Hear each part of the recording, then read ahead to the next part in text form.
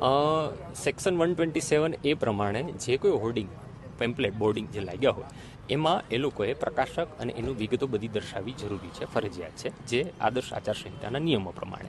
એટલે મારા દ્વારા આખા રાજકોટમાં જે વિશાળકાય હોર્ડિંગ બેનરો લાગ્યા હતા એ બાબતે મેં સી વિજિલન્સમાં ફરિયાદ કરી હતી.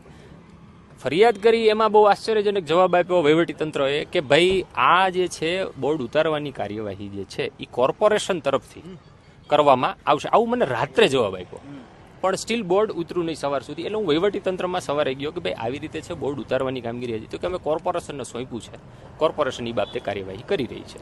હવે સરપ્રાઇઝ એ થઈ છે કે જે ફરિયાદ મેં ફર્સ્ટ કરી હતી એ ફરિયાદ જે બેનર હતું એ બેનર અત્યારે બદલાઈ ગયું છે.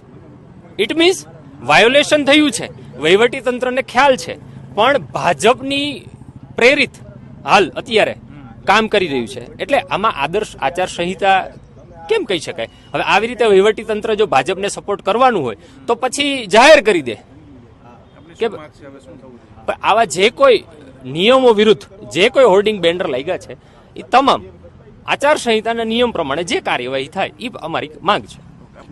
શૈલેન્દ્રસિંહ જાડેજા.